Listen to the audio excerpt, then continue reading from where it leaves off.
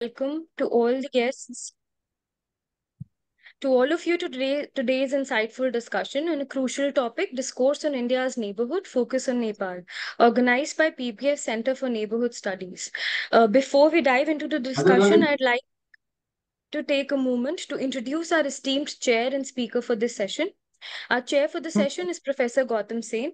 Professor Sen is an acclaimed expert on strategic issues in national security. Currently, he holds pivotal roles in various educational institutions and think tanks. He is the author of several influential books. With his extensive experience and expertise, Professor Sen has held key positions such as the Savarkar Professor of Defense and Strategic Studies and Director of the National Center of International Security and Defense Analysis at the University of Pune. Our speaker for the session is Professor Muni, a distinguished scholar and professor emeritus at Jawaharlal Nehru University. Professor Muni is an expert in political and security affairs of Southeast and South Asia. With over 40 years of teaching and research experience, he has made significant contributions to the understanding of India's foreign and security policies, regional security issues, and terrorism. He's also served as India's special envoy to the UN Security Council, an ambassador at Lao People's Democratic Republic. Without taking any more time, I now request Secretary General Sri A.P. Bhatnagar sir to kindly welcome the chair and speaker and provide a brief overview of the subject. Thank you. Over to you, sir. Yes. Good evening, everybody. Welcome to this session. Without wasting any time, may I request Professor Muni to please start the proceedings. Thank you very much. Well, thank you very much for this wonderful opportunity to interact with such highly esteemed people. I have always respected them and learned from them. I don't know why I was chosen to speak on this subject, but thanks to my friend Gautam, he said, and I very readily agreed with great pleasure. Now, I was given to understand that I would be questioned by Professor Gautam, or I would be, he would be coordinating the discussion. But all I can say is that, look, we are celebrating for last 10 years what is called India's neighborhood policy. It has unfortunately not yielded the results which were expected and desired.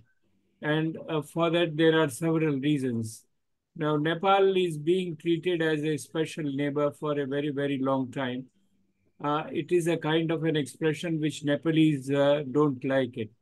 The problem which have come up between India and Nepal, particularly after 2014, are of some serious dimension.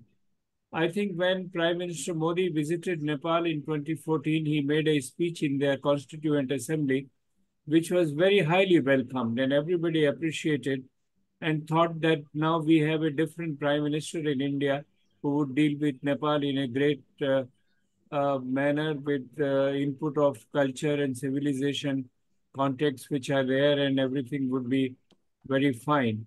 Within few months, I think there were a lot of question marks on that kind of an assumption.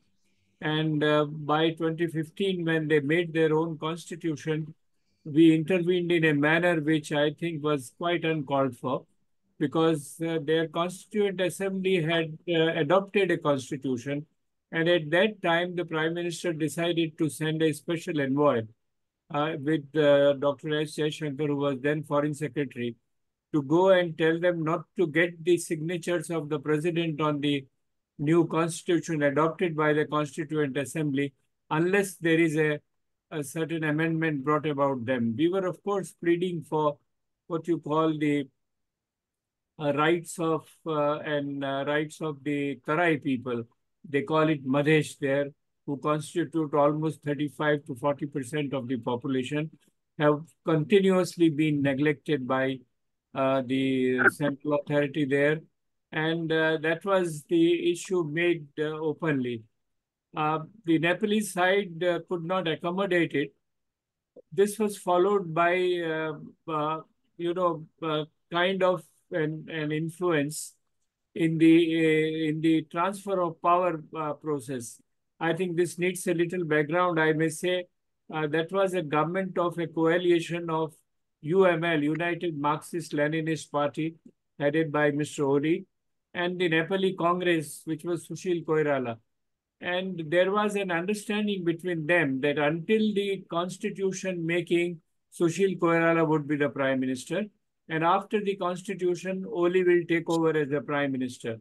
But once we thought that what we wanted has not been done, we decided to prompt, support, and encourage Sushil Koirala not to hand over power to Oli and contest against him.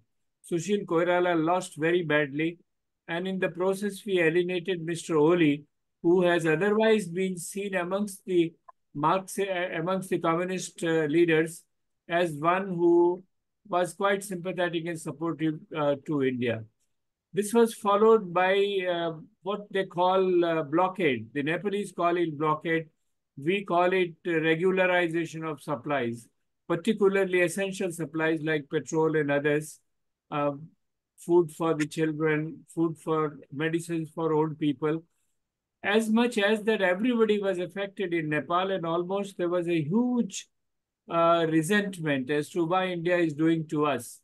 Mr. Oli, who knew that the India came in the process of his taking over as a prime minister, which he had now won against India's support, reacted very sharply, and then he leaned on China and had all kind of economic agreements, trade agreements, transit agreements, which we will discuss in details. Economically don't make any sense, but they make a lot of political sense.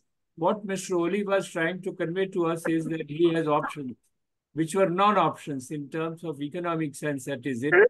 But since the process has started where India and Nepal relations have not been very smooth, we have tried to make some course corrections there. We tried to appease and please Oli also, but it hasn't worked. And as you know, that the latest example is that the kind of territory about nearly 400 square kilometers, which are they claiming in the Lipu Lake area, Kalapani area, which is the way to Kailash Mansarovar. And we have been in possession of this territory ever since. And there are a lot of ambiguities in the treaties which were signed by the British with the Nepalese, British India with the Nepalese, that the issue has not been resolved, though almost 98% of the border disputes between India and Nepal have been resolved. And Mr. Oli catched upon it politically. And the latest is that they have published the map, which is disputed by India. And they are claiming that territory belongs to them. And they have printed it on their 100 rupee note, which means Nepalese and Indian currency is exchangeable technically, which means we cannot accept that kind of a note. And before that, he had brought about a constitutional change of his claims on this kind of a territory. So we have a serious territorial problem, but that's not that's a manifestation. At the root is something that political understanding between the two sides have been seriously derailed. Dr. Jaishankar, as a foreign minister, went there in January 2024. I had a personal chat with him, and he said he's trying to put things back on the rail. And this 100 rupee note issue has come after 2 months or 3 months of Jaishankar's visit, which means that it is not working, and a lot of turbulence is there in our relations. So at present, we are standing at a moment where relationship is not very smooth. There is a lot of feeling amongst the ordinary Nepalese that India does not treat us properly. It doesn't mean that whole of Nepal is against us. I think whole of Nepal is not against us, but most of the establishment in Kathmandu, and there is a lot of influence of the Chinese, which is gradually growing. And this again is another subject we can discuss. What is the difference between China earlier in terms of South Asia and China now in terms of South Asia? But China is a big factor, and I think we have not been able to sort out what kind of approach we need towards China. We have almost $118 billion of trade with China. We want the Chinese are very keen to come and invest in us. They have already invested in many companies. Many of the Indian business tycoons have gone and invested in China. But when it comes to any of the neighbors having economic relations with China, we get very sensitive about it because we think that with this economic relationship, the strategic relationship would also come. And that we have experienced in Maldives, that we experienced in Sri Lanka earlier. Even Bhutan is now very restive that it should settle its border with China and have diplomatic relations with China. Incidentally, almost nearly 30% of the consumer goods which are available in Bhutan today come from China through third countries. So you have a relationship in South Asia in which China has emerged as a big factor of challenge to India's diplomacy. And Nepal is a particular example because of our cultural similarities, because their dependence upon us, because of the trade, which they almost 68% of the trade the Nepalese have with India. And they are, and still the effect of BRI, which is there in all the neighboring countries. In fact, it is surprising that while we have been opposing BRI, except for Bhutan, no other neighbor, for that matter, no other country in the world has not joined the BRI. So you have a situation in South Asia where India seems to be struggling very hard to contain the Chinese influence in its very sensitive periphery. And as again, I can repeat and say that Nepal is a typical example of it. There are several reasons behind it. One is, of course, sometimes we don't handle our policy well. And I gave you just one example, how during constitution making we intervene, and later on the economically coercive diplomacy of so-called blockade or regularizing came. We have deep relations between the armies of the two countries. We have been recruiting people, but the Agniveer issue, when we took to Nepal, they refused to accept it. And now there are, I am given to understand informally that there are many Nepalese who would want even to work with China in terms of, when the Chinese are saying that if your one neighbor can recruit Gorkhas, why we can't recruit you people against us? That will completely shatter the foundations of Nepal-India relations which were laid down after our independence. So we are at a very sensitive position, and I see that China is one of the major problem. But besides China, as I said, we have erred on our diplomacy. And lastly, there is a lot of political turbulence within Nepal. Politically, India is a polarizing factor in Nepal. Either you are for India or you are not for India for your political purposes. And everybody who thinks that they are not getting India's support becomes anti-India. And whenever they get that India is going to support it, they turn back to India. So this kind of a political situation which is there, it's very unstable. No party is in absolute power. The government is changing almost. There is, I think, last 20, 30 years, no prime minister has completed 5 years there.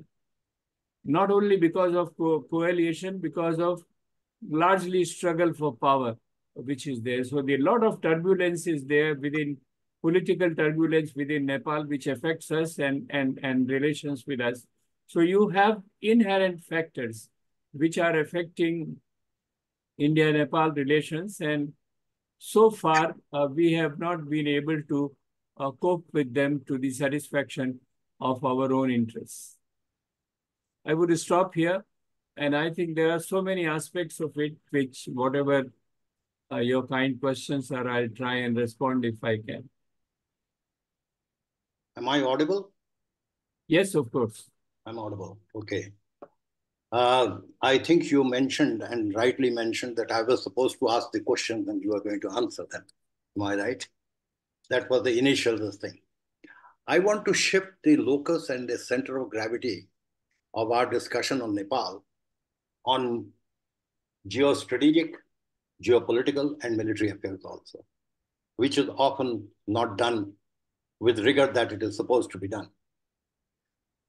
The first question that comes to my mind is, what explains the behavior of the Nepal-India, towards each other? Why is it like that? Is there a possible theoretical mooring in international relations which explains that? And if it does not, what do we have to do that we come on even keel so that Nepal and India are comfortable with each other? That's the first question, if I may address you. Okay. I think that's a very valid question. To begin with, Nepal has always felt itself being surrounded by two big Asian giants. From the times of Prithvinarayan Shah, who was really the creator of Nepal, he said, we are a small tarul between the two dhungas, two big mountains. And therefore, we have to look at the way which air is flowing and adjust ourselves. This was one of the fundamental principles of Nepal's foreign policy. According to that policy, Nepal has always yielded towards the neighbor whom they thought was more powerful at that time. So at that time, British India being far more powerful, they yielded and accepted almost everything which was there.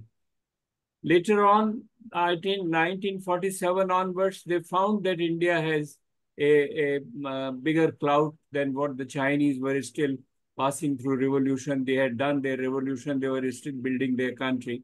But now the scales have changed, at least in the Nepali perception. I think in the perception of everyone who is looking at the situation realistically. And therefore, in geopolitical context, something which we have accepted and we have done in terms of great powers and also in terms of China, we cannot expect any of our neighbors to not to follow that and not to put it at our face. So the geopolitical balance today is not in India's favor when you look at China, like it or not. And that's one of the reasons why the neighbors are taking liberty with us. Maldives, the India Out program had thumping majority. They have won about it. I understand there is a similar program, similar shouting in Bangladesh. Doesn't have much of a popular support yet, but you never know what happens after Hasina, which is not there. Bhutan, which has always followed us, not yet had diplomatic relations with us since 2010. And I know it personally, even through the then Prime Minister of Bhutan, that they have been wanting to resolve their border problem with China so that the problem is settled, even at the question of swapping of territories in one way or the other. And once that problem is settled, they think they would feel far more secure and could have an advantage of the Chinese economic might in terms of infrastructure construction or in terms of investments or whatever else it comes about. So you have this regional balance, geopolitical balance, which somehow has shifted to India's disadvantage at the moment. We are trying our best to cope with it to the extent that earlier we did not want any third country, any third power to intervene or come in between India and these smaller neighbors. But now we are more than happy to coordinate our policies and cooperate with outside powers, particularly the US and Japan. Japan economically and US strategically, because that is a part of the larger Asian balance of power in which we are working. And we have today common programs which are running in Nepal. We approve of many of the American initiatives in Nepal. They have always had, Americans have always had their own interest because of China, because of everything else. But this is a fact, which is a shift in India's policy from earlier, largely because of the changed geostrategic balance. Muni bhai, I have another question and then I'll let you go. Geostrategically, do you consider that Nepal as a buffer state, which is considered to be a buffer state both by India and China for their own strategic needs? No, India never considered Nepal as a buffer. India I'm considered asking that Nepal question, yes. as a part of its own security structure. And we thought that was defined by geography. But now geography is being undone, and I can mention it that the Chinese in 2019 made a new initiative called the Himalayan Connectivity Network. There is a proposal like BRI, in which they have held meetings with Nepal, Afghanistan, and Pakistan in order to have communication links in the Himalayas. So the old order of geography being a barrier, and therefore Nepal being only way out through India, is fading out of the perception. Not much of the reality. There are still obstacles, and therefore India never treated Nepal as a buffer. I mean, India always treated Nepal as a part of. I remember that when the change in the Chinese took place, Nehru deputed B.N. Malik to go and have a survey of the border and say how this can be protected. And we provided military assistance to them. Not only that, we offered a so-called aid memoir in which it was to be agreed that the foreign policies of the two countries would be coordinated. And as we had in the earlier treaty with Bhutan, that Bhutan will be guided by India's foreign policy. Similarly, we wanted Nepal also to follow India's foreign policy. Those were the days when Nepalese thought that they were more comfortable with India. But now no longer that is the situation. And this buffer concept for China, all said and done, China is a distant neighbor, which has now become your immediate neighbor. Distant neighbor in the sense for centuries, Tibet was a buffer, even for the British. They used in one way or the other. And Nepal is never, by us, never treated as a buffer. The Chinese have also accepted India's primacy in Nepal in the first 3-4 decades of our independence. It is only later, and it is only, I would say, beginning of this century, that the Chinese behavior has radically changed, not only towards Nepal, but to whole of South Asia, largely because they are very, very conscious of their own comprehensive national power getting much more than what India can deal with. Right. The last question to you. You know, international relations theory has been seesawing without finding a general theory of international relations. And international relations theory has never produced a general theory, which is applicable to all. Okay. So my feeling is that I've been struggling with this, that what is the theory which is closest to explain the behavior? Is it James Rosenow, what you call adaptation theory, which will be applicable here in Nepal between India and China? I think this is balance of power. Actually, this balance is of power. Okay. Yeah, geopolitics and balance of power, which I think by and large run through the policies of most of the countries.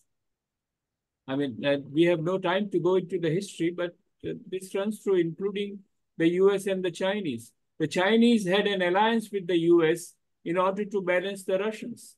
At the time, Soviet Union at that time. Now the Chinese are closer to the Russians in order to balance the American pressures. The Americans have found worth in India's strategic position in Indian Ocean today, as if we have got this position only today. Only after the Indo-Pacific and their concern of pivot and challenge from China emerged. So it's the Americans have all their life balanced Europe between Britain on the one hand, France, Germany, Italy on the other hand. Now they are balancing the same in Asia, that they have collected all other Asian powers in order to balance China, because I think they are realizing that all by themselves they would not be able to do it.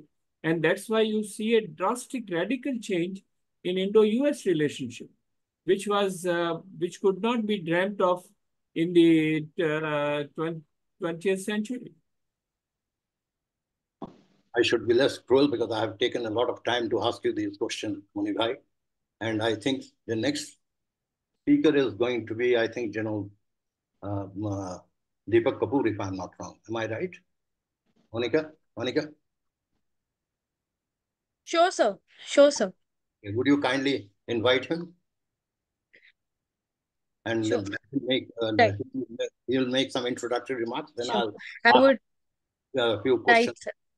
Right, Okay. sir. I would now request General Kapoor to kindly share his invaluable views on the subject. Over to you, sir. Thank you. So you'll have to unmute yourself.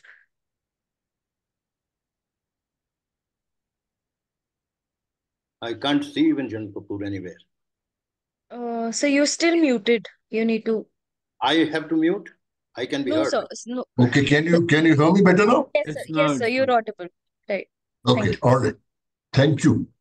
Dr. Muni, I have a question with regard to the Agniveer issue. I think that's an issue of recruitment of the Nepalese, like also is equally applicable within our own country to the Indian side as well.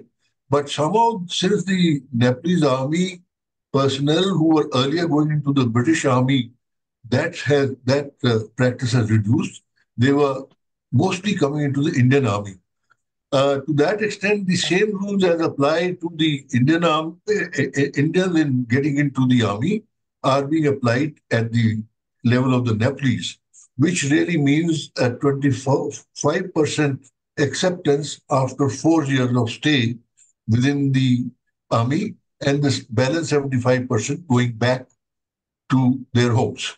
So that is something which is deeply regretted by the Nepalese, and they are very unhappy about it. And that is a big issue as far as relation between the two countries as well as between the two armies is concerned. Do you think there is any possibility of some kind of a solution to this issue? Well, this is typically Indian policy. I think your Agniveer or Agnipath, that policy you are referring to. It is an Indian policy, and we wanted to apply this to Nepal because we have fraternal armies. But the Nepalese have looked towards, recruiting India, recruiting Nepalese into the Indian army is a British legacy. And the British started it because, recall the time when the Nepalese had taken possession of huge territories of India, including in the Uttaranchal area, which in 1816, the British army folded it back. And then they decided that since Gorkhas are a fighting force, let us recruit them in order to reduce any future challenge so far as India and Nepal is concerned. It is that tradition which we continued in Gorkha recruitment. It is the same. In fact, earlier it was a tripartite treaty, but now, of course, we have a bilateral treaty. The Nepalese have been coming to the Indian army, which they have a lot of economic advantage now in terms of, I don't figure into how many thousands of, crores rupees, which are being given as a part of pension and their lives and all that. And I know that every time there is a trouble in India-Nepal relations, the army is a big stakeholder to come up and influence the decision-making that this is how it should happen. So this was our policy, and this is not acceptable to Nepalese, that after 4 years, they have nothing else to do. In fact, the Nepalese army, in my understanding, has unnecessarily become too big for itself, thanks to King Gyanendra. He, in the name of crushing the Maoists, he doubled up the army. 45,000 people turned into 1 lakh, and he thought he would be able to finish the Nepalese army in itself is only meant for internal consumption in order to have stability of the regime, whichever is there. So the Nepalese army's recruitment outside is more of a career, either in the UN as a peacekeeping force, or particularly in India. Even with the British, they have some problems in terms of the continued Gorkha recruitment and all that. So this being a typically Indian policy was not acceptable to them because it did not ensure the future of the Nepalese soldiers being recruited in the Indian army as Agniveer or anything. That's how there was a difference, and they have, Ranjit may correct me, they have refused to take up that Agniveer project. If I may also add that this linkage between the two armies, and if I may also point out that within the two armies, the linkage is so strong that the chiefs of the respective armies are automatically appointed honorary chiefs of the other country's army. Like I was appointed as an honorary chief of the Nepalese army and vice versa. Yes. So that's the kind of close relationship. And if I may say so, in the years that the country of Nepal was tremendously being dominated by the socialist and the communist side, it was the army which stood as an institution and therefore brought a degree of stability to Nepal as a country. And there was always this kind of support coming from the army on the Indian side as well as from the Indian government. So it is, besides providing employment to the Nepalese who come to India, there are also socio-economic issues, socio-economic connectivities which are existing. Somehow with this scheme coming in, all those connectivities seem to be coming to an end, which therefore is rather a source of tremendous worry. And when you add on to the border problem, which is already existing, which is being highlighted time and again by Nepal, also by putting it in their maps, etc., and on their stamps, etc., it is therefore being highlighted to an extent that is not good for our mutual relations over a prolonged period of time. From that perspective, I think we need to relook at it, keeping in mind the sensitivities of the Nepalese as far as this issue is concerned. Your comments, please. So the Nepalese are sensitive, as I said, they are sensitive. They have been sensitive from the beginning. Say, Treaty of 1950 is a question of their own identity as an independent country. You would recall that in early 50s, Nepal's application to the United Nations was rejected by some countries, Soviet Union being one, because of this treaty. And they said, you are almost an ally or, very closely associated with India. Therefore, you are not independent, because the British did not treat them as the British did not allow any other country to have any interaction with Nepal. And that treaty, 1950 treaty, is also a continuation of 1923 treaty. So the Nepalese now, the problem is that Nepal, which we saw in 50s and 60s and 70s, is now completely changed. They have a young population, they have an aspirant population, they have a population which is far more confident of itself, and they don't want to be seen or identified as being subordinate to or lower than anybody else. So Nepalese so far as army to army relationship are concerned, frankly, I have argued somewhere else, and you might disagree with them. India doesn't need the Nepalese recruitment. We are keeping a tradition in terms of, the background I gave, that keeps your Nepal policy in a safe hand somehow. And that's why army, every time Indo-Nepal relations, I can give you an instance of 1989 when Rajiv Gandhi imposed a what you call blockade on Nepal because of the treaty had collapsed. General Sharma, and I had a long discussion with him, who was the army chief, went to Rajiv and quite agitatedly said, you should stop this policy because my Gorkha soldiers' families are not getting kerosene oil, they are not getting this, that, whatever it is. So army, as I said, is a strong stakeholder so far as India's Nepal policy is concerned. But Indian army doesn't depend upon the Nepalese recruitment, in my understanding. I may be wrong. They have a fraternal relationship, and now they have economic bondage. Most of the Gorkha, there are problems of the Gorkha soldiers getting married once, twice, thrice, three times. And their wives go on getting the pensions which expire even with their own husbands. There are a lot of issues even in that kind of a relationship. And we may still want that relationship to continue. But since the Rana's time, since the Ranas were thrown out and the monarchy was re-established in 1951, there have been voices being raised to say that we must stop this recruitment in Indian army. The Nepalese communists have largely asserted that. But when they came to power, they realized its economic worth and they never raised this issue again. So this was not a major political issue. Even today, they would like to continue to have the recruitment, which is there. But they want that kind of a recruitment on their terms, not in the terms which we dictate, as I said, or which we desire. Dictate may be a bad word, or we desire, which came on this Agniveer issue. I think I would cede space to Ambassador Ranjit Ray, who's got something to say. No, I was going to ask General Kapoor something because this thing is going on the Gurkha troops. Thank you. Sorry, would you like to go ahead or shall I? Please go ahead. I'll ask the question later.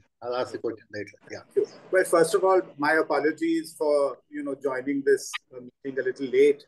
And I did want to congratulate Professor S.D. Muni for his latest book, Dabbling in Diplomacy, which I read with great interest. And, there's a very strong focus on Nepal. On the Agniveer issue, the relationship between the two armies, I think, is a very important pillar of the overall India-Nepal relationship. And I think, it benefits both countries. India, through this relationship and what General Kapoor said about Indian chiefs being honorary chiefs of the other army, has a very strong connect with one of the major institutions of Nepal, a major institution for stability of Nepal. And this is very important. And I think the Indian army has been very proud of this connection with the Gorkhas, who have demonstrated great courage in virtually every war that India has fought. So it's a very good relationship, and Professor Muni spoke about the economic aspects of this military relationship as well. As far as the Agniveer is concerned, I think this came as a bit of a surprise to everyone in Nepal, and perhaps, I dare so, even in India. And for the Nepalese, the biggest worry with Agniveer is, given the background of insurgency, they had a Maoist insurgency for 10 years, 17,000 people were killed. So they are very concerned that these Agniveers who do not get longer-term recruitment into the army, after 4 years, they'll come back to Nepal. They're highly trained, highly skilled people with modern weaponry.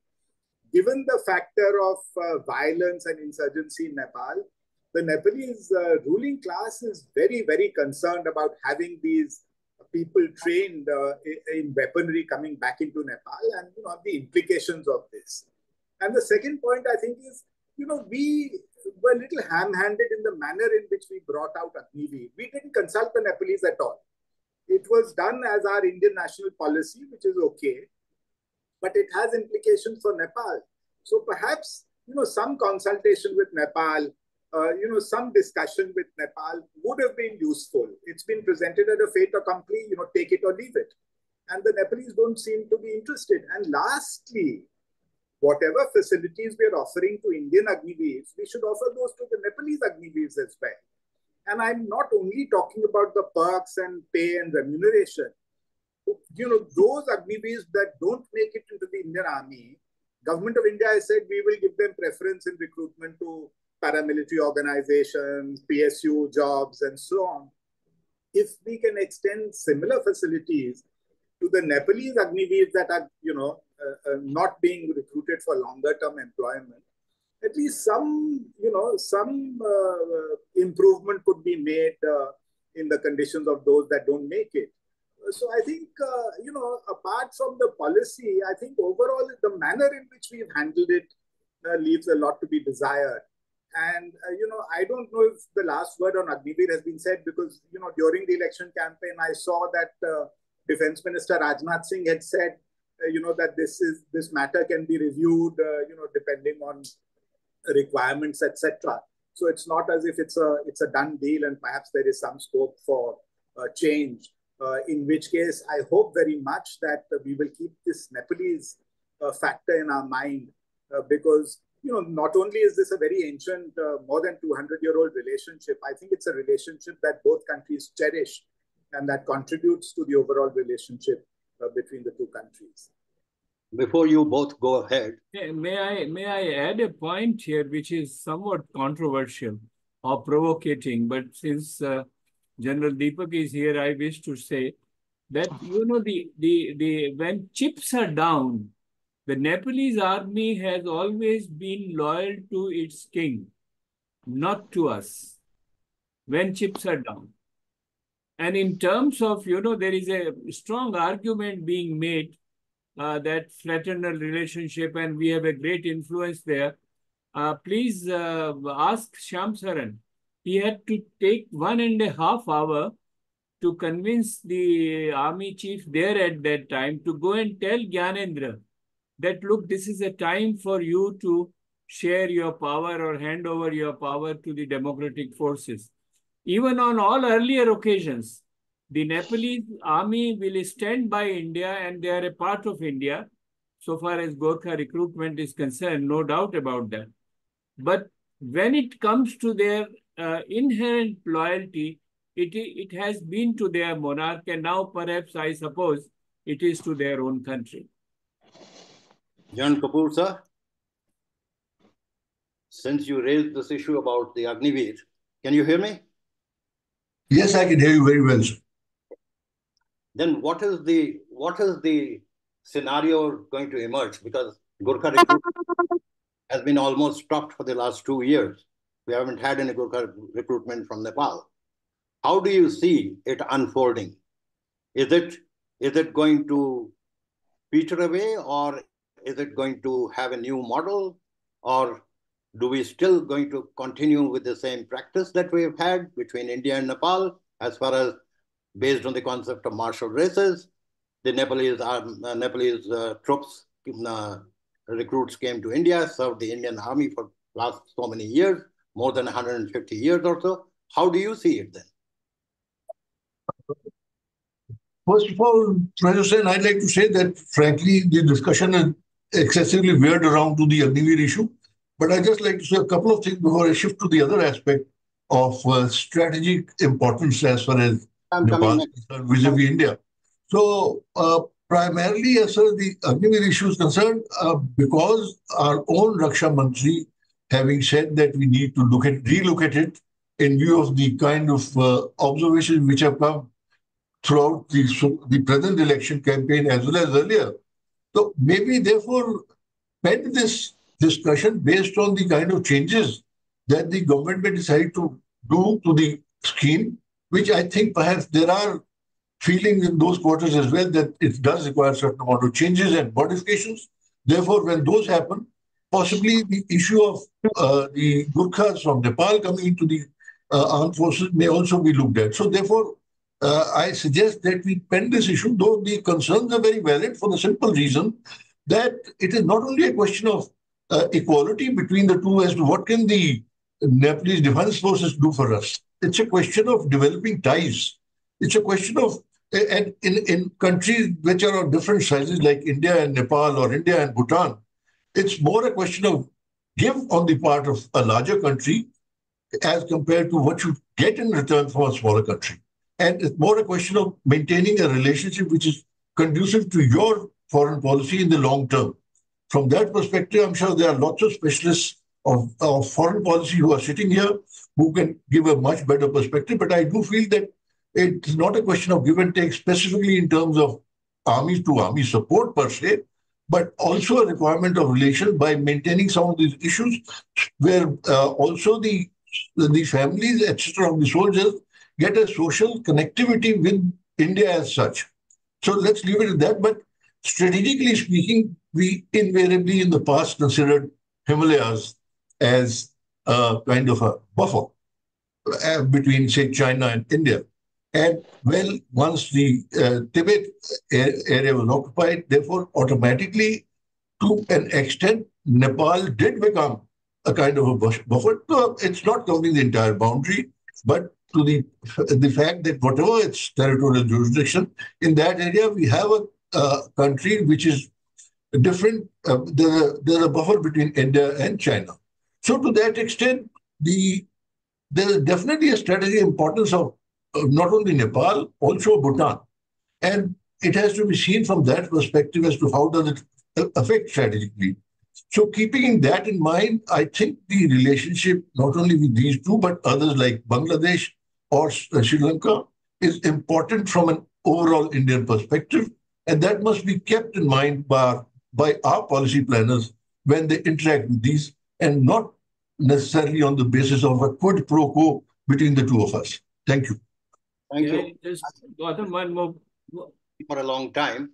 Yes. Gautam, one more little footnote on this army issue.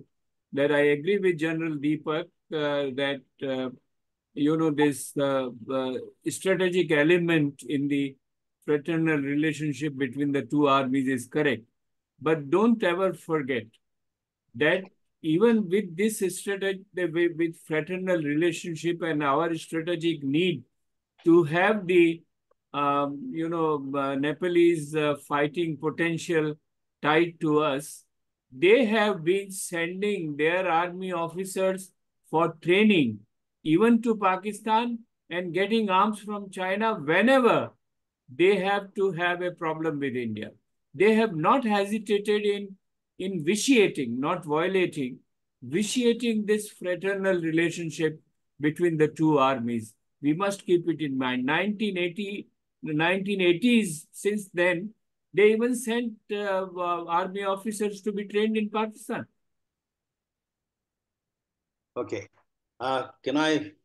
We are running short of time, and Mr. Vora has joined. I think Monica has he joined?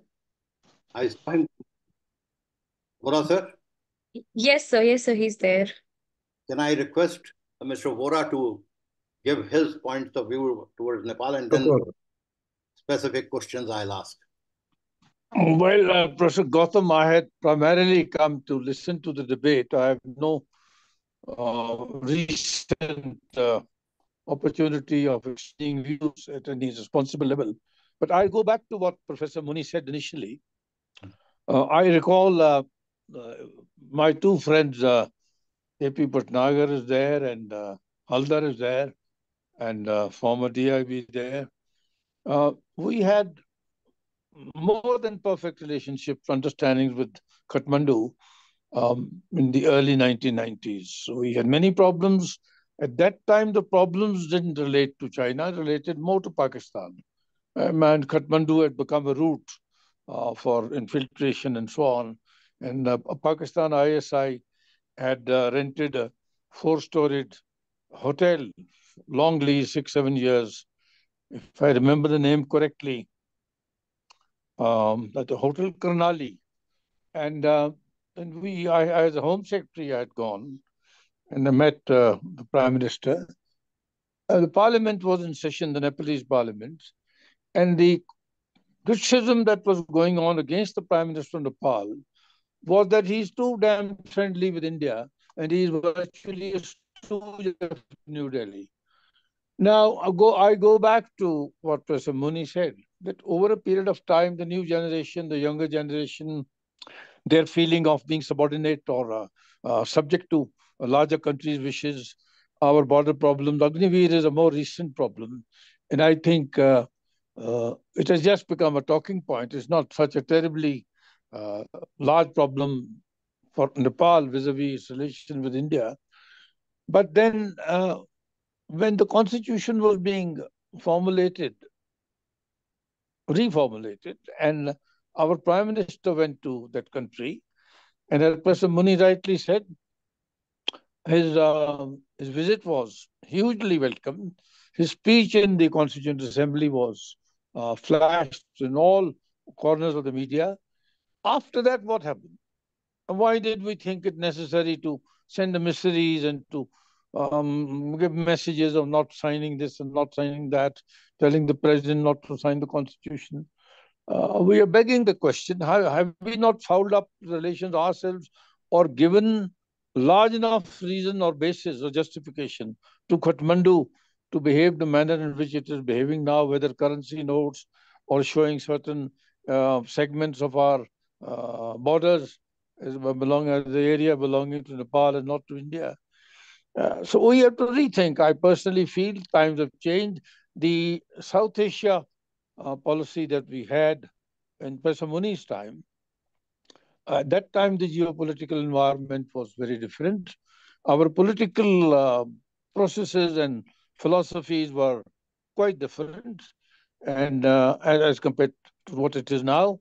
And furthermore, the Chinese approach and the Chinese viewpoint of dealing with South Asia, Professor Muni has pointed it out twice. It has undergone a huge change. So I would end up by saying, is it not in our enormous interest to have friendly, cordial, and amicable relation with each one of our neighboring countries? And if that is accepted as a priori principle, then what do we need to do to achieve that objective? It won't happen overnight, but I think a series of things would have to be done, including the Agniveer and the army-to-army relations, which cannot be thrown away all in in a hurry. They are traditional things, conventional things. So I think what we need to be doing is to display far more sensitivity and not all the time be obsessed that we are a large, huge country, much bigger than any of our neighbors, and that we can eat them up anytime. That won't happen. I remember in the early 90s, the King of Bhutan, at our request, I had gone personally to Thimphu. Mr. Johri was our ambassador there, High Commissioner, and the king came himself, and we housed him in the Rashtrapati Bhavan. And before he met our Prime Minister, Mr. Narasimha Rao, the king sent for me. And he said, look, I will say what I have to say to the Prime Minister, but please tell him one thing which I won't say from my mouth, that Bhutan looks upon India as a superpower. And please behave like one and don't be questioning me and my officers and my staff. So I made inquiries, raw IB, and I learned that some small team had gone to Singapore, bought half a dozen revolvers, or bought a few maps available in the public of showing the Bhutan, India boundaries with China at that time, whatever they were. And I think our representative of the intelligence, raw or intelligence, IB, had raised this issue that why didn't you ask our permission before buying revolvers? Why did you buy these maps? Now, there's a sea change. More than 30 years have passed, what I'm talking about, 35 years. Therefore, I think we have to reckon with realities, and our Ministry of External Affairs, a very experienced ministry with a lot of knowledge of international affairs and geopolitics. And I would end up by saying that whatever Professor Muni has said, in one word, I endorse that very strongly. Thank you. So don't go away, because you raised a very important question regarding India's relationship with the neighborhood states. Is there a possible model which can be developed by which we can improve the relationship, or will it remain this way? No, I don't think we can, in international relations and geopolitical link-ups, we can ever have a patent approach or a model. It has to be country by country specific. Now look at Maldives, a tiny country. I remember in my course of my service career, I was sent there several times. Once when they laid siege to the palace. Second time when Babri had been demolished, and Prime Minister asked me to go personally. I was traveling, one person traveling in a plane all the way to Malé to deliver a letter from the PM and to explain certain things verbally. Now, you see, there was a certain sensitivity even during difficult times in our country. Now, how is it that we lost touch? Are we losing touch, if I'm not wrong? then what is it that we need to do by way of a curative, by way of retracing or redoing our sums and saying what else needs to be done? And Nepal is never, well, I never heard of Nepal being considered as a buffer state. And Nepal has been very friendly. I remember in the old days, Korala Saab was the prime minister, and he was being beaten up and giving daily criticism in the media for being excessively, sequestered to New Delhi. But they always, in their informal conversations with us, Professor Prasad was our High Commissioner to Nepal, a very, very erudite scholar and a person who understood the Nepalese culture. And now I think we have to one. There can't be a model. What we need to do with Bangladesh, what we need to do with Sri Lanka, what are the mistakes we made in the past. General Deepak Kapoor would know that, and on how we handled the IPKF issue and what ultimately came out of it. Did we benefit from it? What is it we are doing today? What is it that we should not be doing today? All these are issues which will have to be taken on country to country basis, and quiet assessments made, and diplomatic steps, ventures undertaken, which will slowly bring us closer. It's not an overnight process. I can tell you that from my experience. I worked both in defense and home, and worked closely with external affairs, because nothing I could do was without their concurrence. So therefore, I think we need to work very closely in the various departments, have a harmonious, comprehensive approach to each of our neighbors, and then see that none of our functionaries, none of our agencies, even in the private sector, they conduct themselves in a manner which creates animosity or gives the impression that we are the big brothers and so on. Thank you very much, Professor San, for asking me to be involved today. I benefited a great deal from this discussion. Thank you very much. Manika, I cannot see two speakers. One has got a blue shirt and I can't see his face at all. He's been waiting for a long time. And then there's another person who just came and vanished from the screen. I think we've got two more speakers there. I'm sorry, I can't see you, so I don't know who these two people are. Yeah, now I saw your face for a moment. Monica? Yes, sir, I'm here. I'm just trying to. Who is the speaker in the blue shirt? Sir, I think that's Rao, sir, and he's And not here on the screen right now. Meanwhile, we have Vishali ma'am with us, Nazima ma'am. If anybody would want to share in your views on the subject, okay, fair enough. Vishali ma'am, Nazima ma'am, would you like to share your views? I think she's posted something in the chat box. I will read it out for the audience. This is on the behalf of Vishali ma'am. Thank you for your enlightening talk on Nepal. Sir, may I request you to comment on the dynamics? If I may intrude, Mr. Sure, sir. Pathak has put a question in the chat box. Right. I'm reading out the questions only, Please sir. read it, and it was addressed to Professor Muni. She would like to answer. All right, sir. So I'll continue reading the question posed by Vishali ma'am. May I request you to comment on the dynamics of Nepal's internal politics, which seems to be forever plagued by political infighting. Also, you explained the reason for Oli's disaffection with India. So in that context, why had India encouraged Koirala to contest Oli's claim back in 2015? This is towards Professor Muni. I believe she has not mentioned, but ma'am, Muni bhai, you going to take it? Sorry, no. I can wait. Okay. Who it is? Otherwise, I can give you the reasons of the question raised by Vora Saab as to why our relations with the neighborhood have really got disturbed. Yes. And the great neighborhood first policy has not delivered what we wanted it to deliver. If you will. Well, first question is that I have gone through it very, very closely and carefully. First, we built in the question of India first assertively, even while dealing with the neighbors, which neighbors did not plow. This was that was a phrase in Jaishankar's policy when policy was being evolved. The policy was announced as a knee-jerk reaction when Prime Minister Modi came to power, and he invited all the seven leaders. But surprisingly, very few people know that Nawaz Sharif was asked not to raise the Kashmir question. He did not raise the Kashmir question. He went back and he got all kind of criticism for not raising it.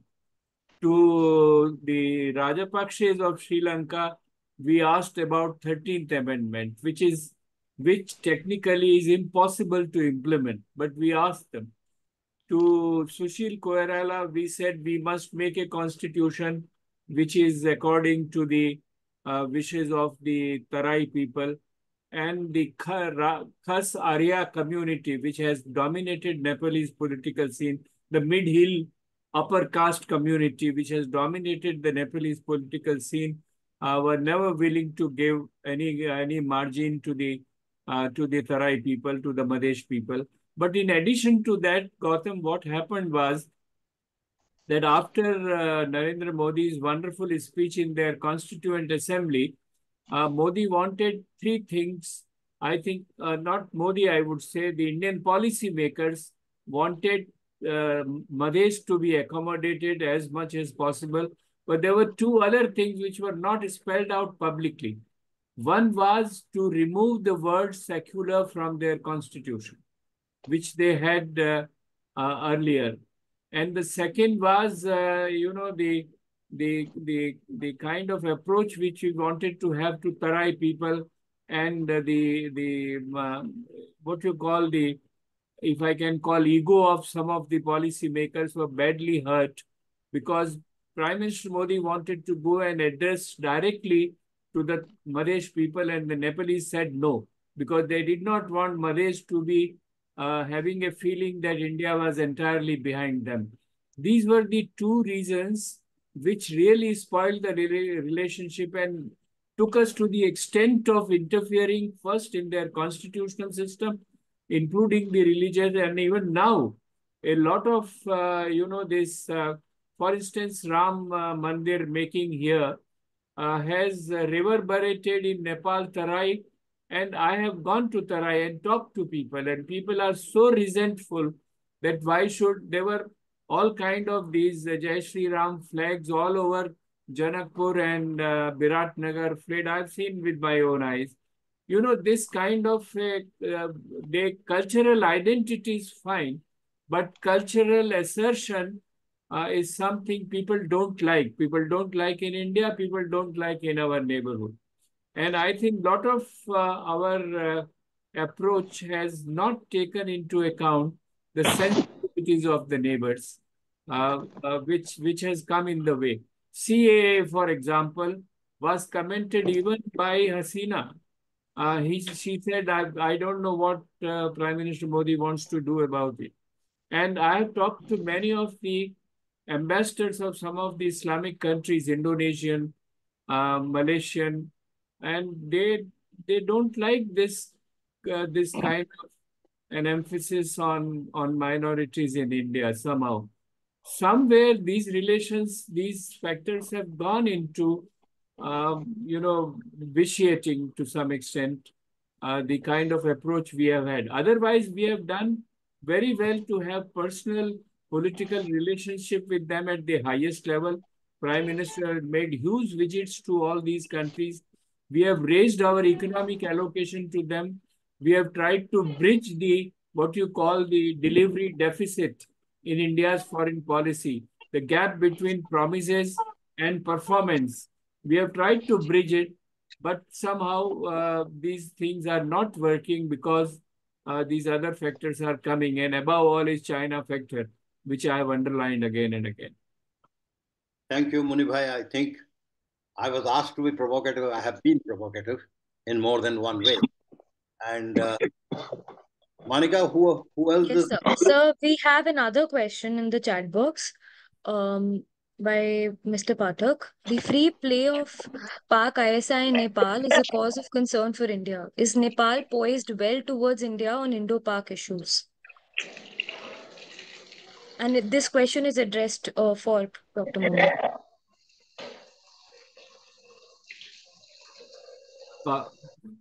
Is it for me? It's for you. Yes, sir. Yes, sir. Pakistan is not a major issue in Nepal now, so far as India-Nepal relations are concerned. It is China which is a major factor, and Pakistan comes from backdoor as a supporter of China, but Pakistan directly does not have much to do in spoiling our relations with Nepal. They are not capable of doing this. The short answer, relevant answer. Well, we are almost towards the end of the program. In fact, Monica, is there any other questions that is there? No, sir. We done with. Professor Sen, may I raise an issue? Yes, please. I would request let's take advantage of Ambassador Ranjit Rai being present here and give us a holistic view on the likely future of Indo-Nepal relations as things pan out. Okay. Is he there? I have not seen his face so far. And sir, after that, we can take up the question by Dr. Parveen. She has raised Ambassador Ranjit Rai is there. Yes, sir. Yes, sir. He's here. Sir, I have not seen your face so far. I don't know why. And how did I miss you? He's too handsome a guy. He's there very much. Professor, very much. In fact, he responded to a question and gave a rather longish reply. Yes, Ambassador Ray, please carry on. I heard it. Well, first point I want to say is that, of course, there are problems on both sides. There's no point sort of saying that, we have done everything wrong and, that is why the relationship has deteriorated. Secondly, there are structural issues to the relationship.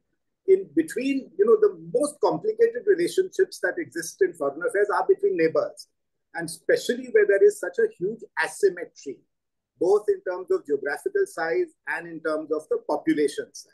So I think we need to understand the psychology of the neighbors that we're dealing with. And thirdly, as Professor Muni has said, the global geopolitics has changed. We are talking about China in our neighborhood. But don't forget that the Americans have also intensified their outreach and their presence and their activities very much so in our neighborhood. And, currently we might be sanguine about it. But in the longer run, I don't know whether it's in our interest that our neighborhood becomes a sort of, playing field for great power, sort of fencing and jostling. And, you see that happening in Nepal between the Americans and the Chinese. And, how this is going to play out in the long run, one doesn't know. Coming to the substantive side, I personally feel that our focus should be on, as Professor Muni said, delivery. And in that respect, I think our connectivity projects, our infrastructure development projects, the hydropower cooperation is picking up pace, is doing reasonably well. And the long run goal is basically, if our economies are integrated, if the Nepalese feel they are benefiting very significantly from the buoyancy of the Indian economy, if hydro rupees are coming into Nepal and benefiting the people, I think our political relationship will also improve, will be on an even keel. So, overall, I think political problems happen from time to time. With some governments, we have good relationships. With other governments, there are certain problems. And this will continue. So it's not going to be a smooth, linear progression in the relationship. There are going to be lots of ups and downs. But the overall trend, I'm confident will be positive, will go in the direction towards stronger economic collaboration and cooperation. So therefore, what does the overall picture looks like? Overall picture will always be a bit confused. You will have political problems like you refer to the map issue. Now, people forget that The earlier 100 rupee map also had the Nepal map on it. The earlier 100 rupee note also had the Nepalese map. Yes. So the new 100 rupee note also has the Nepalese map. Since the Nepalese map has been amended, it has to be the new note. Yes. So, we are making a lot of song and dance about this, but eventually these problems have to be resolved through negotiations. It's not, and we know why all this has happened. So, these problems will continue, but, we should keep sight of the bigger picture, which is this economic integration that I speak about. So, in other words, to sum up, we have to live with the uncertainty for some time to come. Absolutely. And it's a fragile system.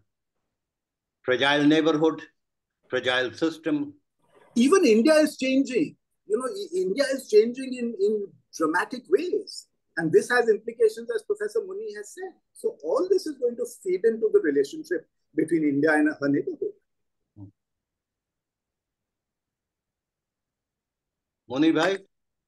There is a question on the chat. Somebody wants to ask this question. Okay. Monica, what is the question? Sir, Dr. Parveen wants to ask it directly, so I would request her to kindly unmute herself. Go ahead. Hello, good evening, sir. Good evening to you. Thank you very much for this wonderful session. And my question is to Professor Muni. I just wanted to ask two questions. Basically, because I did some work. I was actually an Asia Fellow in 2010 in Nepal. And I did some work on the Madhesi community in the Tarai region. So it was a fieldwork based ethnographic study. And at that point of time, because Nepal was also going through a kind of political crisis at that time. So I saw when I studied the Tarai region, I saw that was some kind of polarization was happening on religious lines. And that kind of polarization was happening at that point when the Nepal was actually going through a crisis. So I would like to ask, the point that you just mentioned about the kind of cultural assertion. That is very interesting because I would like to know that even if it's not, with Nepal, India has a kind of cultural association. So even if it's not assertion of any kind or polarized kind, but there is a kind of a cultural association. So how things have changed? I mean, in last few years, in last 10 years, do you see any changes? Because I did my study in 2010, 11. And so that is one question. And the second question is about the constitution, because at that time Nepal was actually going through that constitution making as well, and they were organizing a number of SARC meetings and with the SARC groups in order to learn from the neighborhoods, from Indian constitution and from other constitutions, to understand the minority rights and the rights of the indigenous communities. So how that has it actually helped building any kind of relationship between Nepal and India? Well, your first question is regarding the polarization.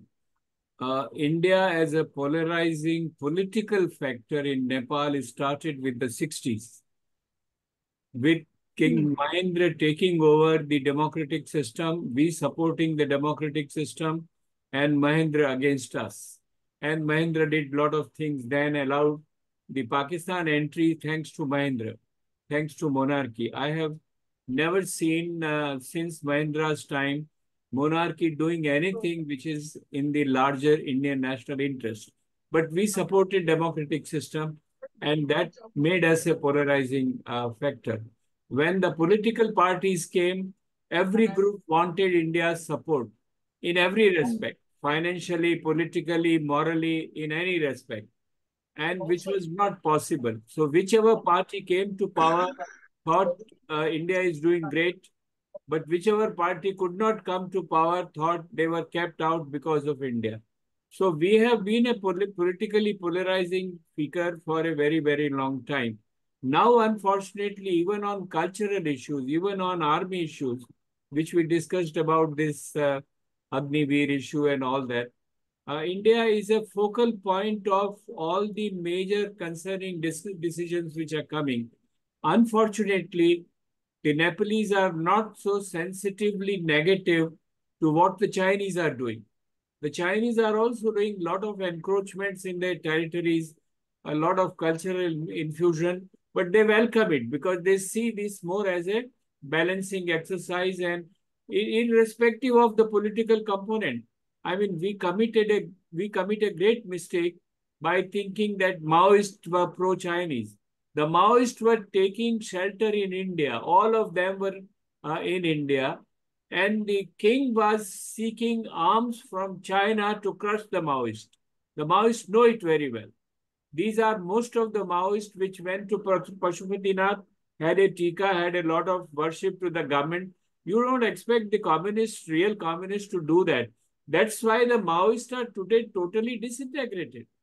They were ideologically not as cohesive as we thought they were, nor were they supported totally with China. China has now come to consolidate the communist formations in Nepal and therefore trying to put all the communist groups together, but not otherwise.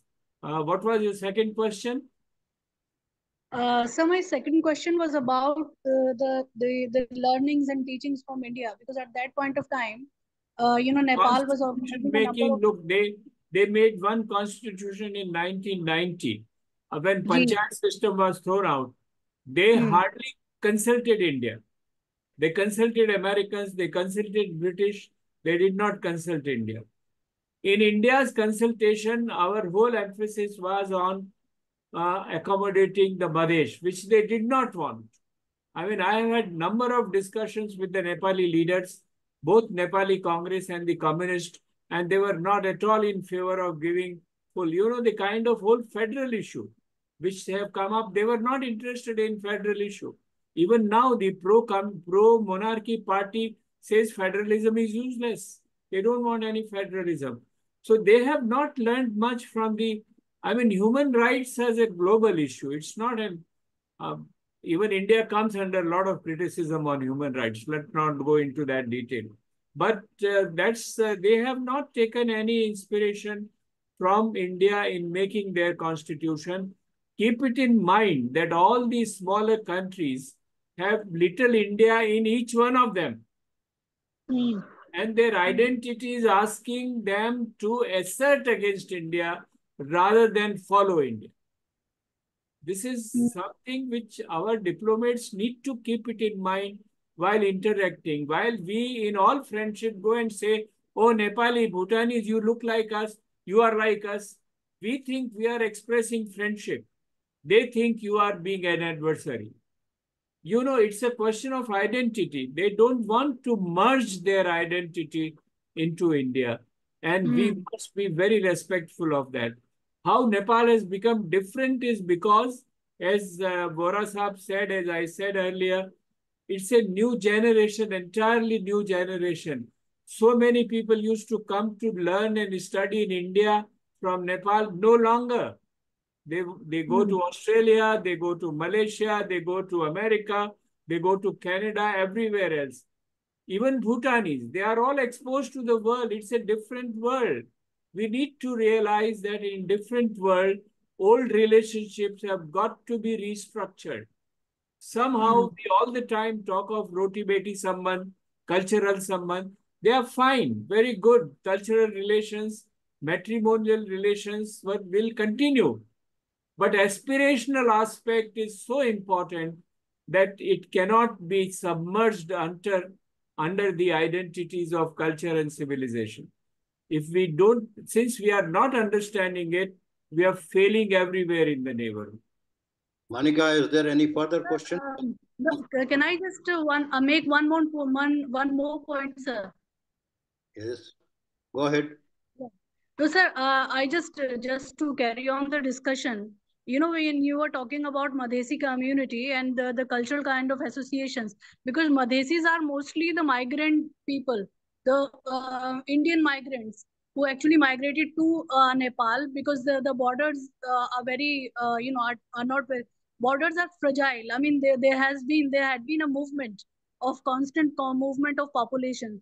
So in that sense, I mean, you are right to say that Nepali state and Indian state, when we talk about the things, or when we talk about in terms of politics, the things are different. But what about people to people contact? Because they relate very much to India as well. I mean, they have been living there for generations.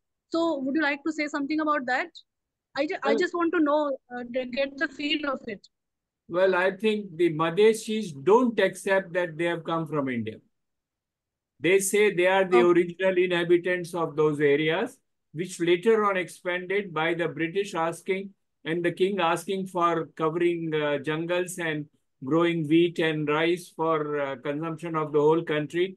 They don't think they have come from India. Originally, they were there. Some part of India was donated by the British in 1816. So those Indians have gone there. But this is how the Nepali rulers look at the Madheshis, that they are all fifth columnist Indians and nothing. Okay. So far as matrimonial relations are concerned, it's not only the Madheshis which are married to Nepal. People between Sikkim and Jaffa and Elam, they are also married.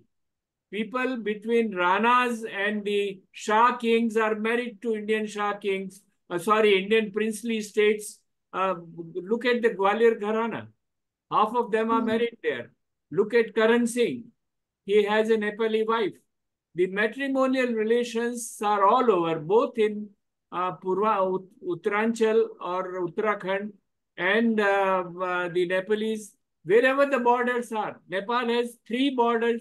All the three directions, Nepal has borders with India, and people have mingled everywhere. So far as people-to-people relationship is not confined to Madhes alone. It is confined to almost everyone else.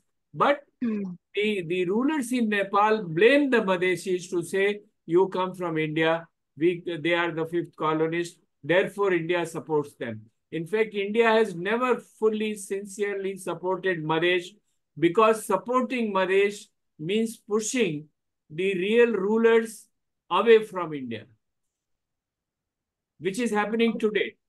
The Khas Arya community is leaning on China because they say India is supporting Madhesh. So we have never fully supported them. In 2015 also, I said, besides that, the secularism was an issue, and the prestige and self-respect of some of the Indian decision makers was at an issue to punish Nepal the way we have done it. It was not only Madhesh. Madhesh was a stated issue, not a driver as it is. That's my understanding. I may be wrong. Ranjit may have a different view. That's my view. Thanks a lot. We have got completely out of time now. We have overshot the mark.